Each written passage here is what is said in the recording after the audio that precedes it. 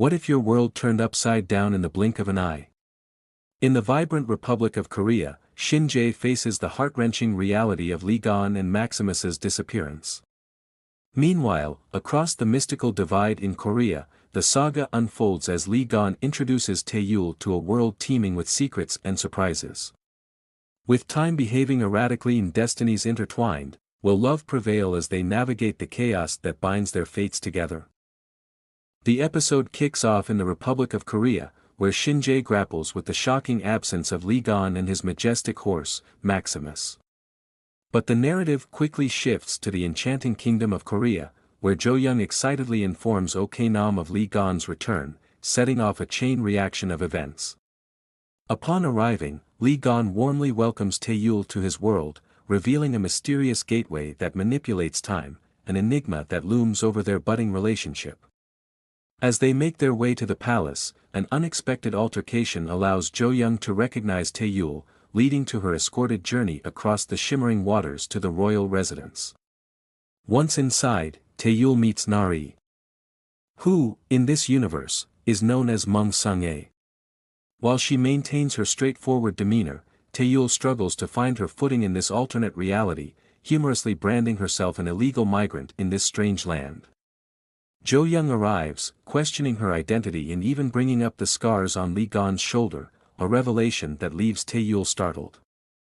Just as she processes this, Lee Gon enters with a feast and, ever the charmer, dismisses his advisors. Tae-yul playfully insists he taste the food first. After all, she feels like Alice in Wonderland. But when he refuses, she devours the meal, much to Ok-nam's chagrin as she ushers Tae-yul to her room, deliberately placing it far from Lee Gon's. As Tae-yul attempts to acclimate, Lee Gon finds her in her new quarters, sitting against her bed. Their conversation meanders into the realm of dating, culminating in a tender kiss from Lee Gon. However, Tae-yul's stunned silence speaks volumes, creating a moment thick with unspoken emotions. The next day, Lee Gon proposes a clandestine escape, but Ok-nam's timely entrance foils their plans. Undeterred, the king dons a disguise and engages in royal duties, showcasing his skills on the basketball court while discussing math with eager students. However, his adventure takes a darker turn as he heads to a crash site alone, leaving his security behind. Simultaneously, Lee Lim manipulates a woman in Korea, suggesting she sacrifice her life there for a better existence, his cryptic motives casting a long shadow over the unfolding events. Meanwhile, Tae-yul embarks on her own journey through Korea, revisiting familiar haunts and searching for clues about her mother. Lee Gon calls Jo-young to retrieve her, leading to a poignant reunion where she reveals her quest to find her mother. Just as emotions swell, Prime Minister Koo arrives, extending a hand of introduction, intertwining their fates further. What happens when love intertwines with the threat of war?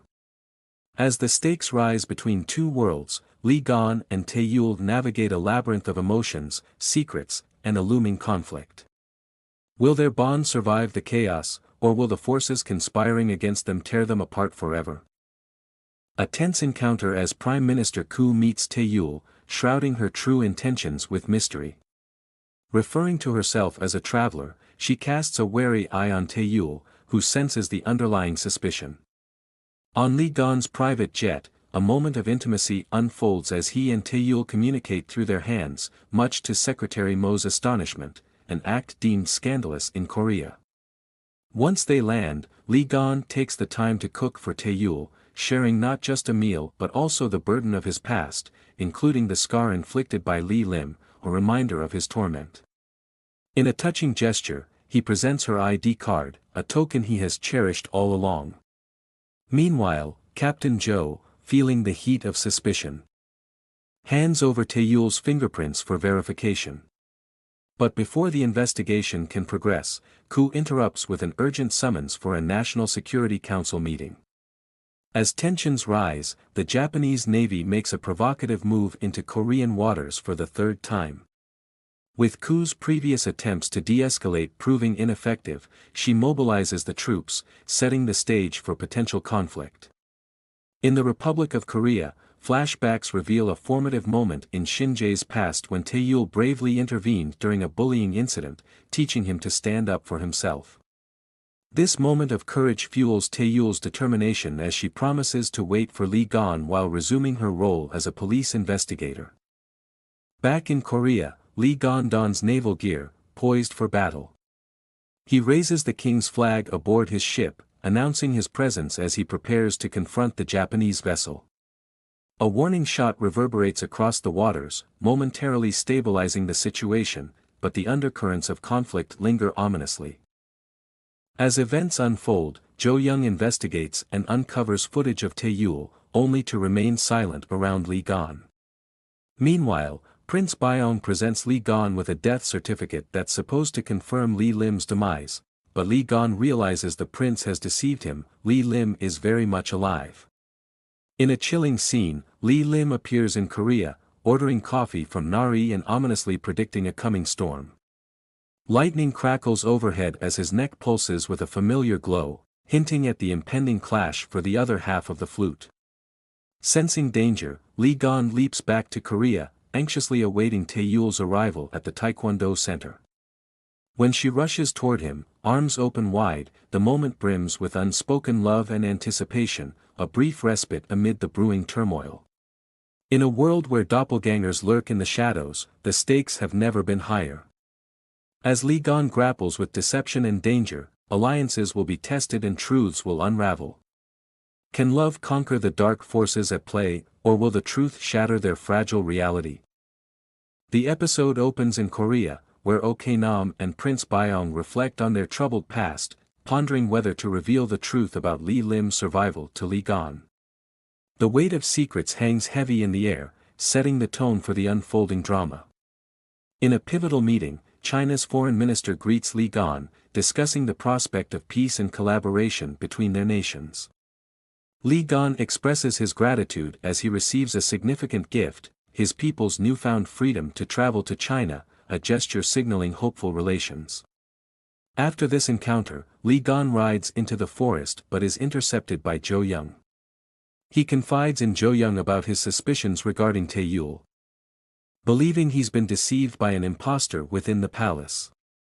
To uncover the truth, Lee Gon takes Jo Young through the portal to Korea, determined to prove the existence of doppelgangers. Meanwhile, Lee Lim continues to plot. As time halts once more, he senses Lee Gon's absence from the palace. He sets his nefarious plan into motion, targeting Chairman Park's son, Byong-yu, instructing him to eliminate his own doppelganger in Korea to assume the CEO position.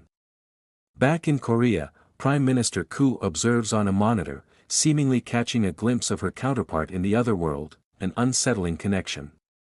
In the Republic of Korea, Tae-yul and Shin-jae are dispatched to a murder scene involving a young woman. With telltale signs pointing to a personal connection to the killer, they realize the investigation will be delayed due to the autopsy backlog. Frustration mounts as they are forced to wait 3 weeks for crucial answers. Later, Tae-yul and Shin-jae engage in a stakeout, where the discussion of parallel worlds takes a darker turn.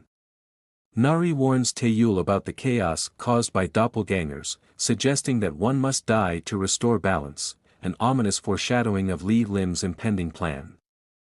As Lee Gon returns to Korea, he introduces Jo Young to Tae-yul, resulting in humorous yet tense moments as they confront their doppelgangers. Eun Seop's bewilderment at his handsome counterpart lightens the mood, but the gravity of the situation looms large. While the two sets of doubles converse and share insights about their worlds, Lee Gon and Tae-yul find a brief moment of happiness as they discuss Lee Lim's interference with the construction of K Stadium, a project he shouldn't be meddling in. Realizing the implications of Lee Lim's actions, they agree to join forces, armed with vital information about his autopsy and fingerprints.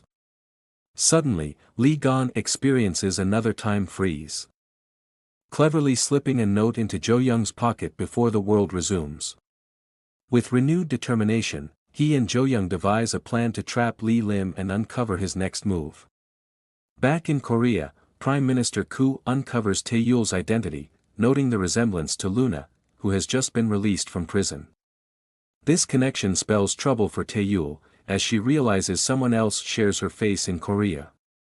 The episode culminates with Luna's release, setting the stage for a fateful encounter with Prime Minister Koo, who recognizes her immediately. In a tale where love and deception dance perilously close, the fabric of two worlds begins to unravel. As Lee Lim sets his sights on Taeyul, dark secrets emerge and fates intertwine. Will Lee Gon and Taeyul's bond survive the encroaching shadows, or will the truth tear them apart? The episode opens with Lee Lim plotting to track down Taeyul, reflecting on Lee Gon's pivotal first move against him. Meanwhile, in Korea, Prime Minister Koo meets Luna, a face from Lee Gon's past. Their conversation unveils a shocking realization: while they bear striking similarities, Luna and Taeyul are not the same person but could possibly be twin sisters. Luna, desperate and cunning, reconnects with an old contact, demanding repayment while subtly threatening him. As this unfolds, the pregnant woman from Lee Lim's earlier encounter prepares for an unknown fate, while Lee Lim himself meets Koo's mother, hinting at deeper connections at play. In the Republic of Korea, Shin-jae receives autopsy results alongside Taeyul, leading them to suspect Jang Ji as a possible suspect in the ongoing murder investigation. The tension builds as they strive to piece together the mystery surrounding the case. As Lee Gon and Jo Young attempt to enjoy a meal at a local restaurant, they are unexpectedly ambushed by a group of thugs. Just when it seems all is lost, Mun-sik arrives, forcing Jo Young to impersonate Eun-seop in a comedic twist. However, when the thug insults the king, Jo Young's appearance is hilariously altered, complete with a mole that Nari later wipes away. In a touching side plot, Shin-jae shares a heartfelt meal with his mother, moment that reveals their emotional struggles and hints that the pregnant woman Lee Lim met could be her. This poignant exchange adds depth to Shin-jae's character and his backstory.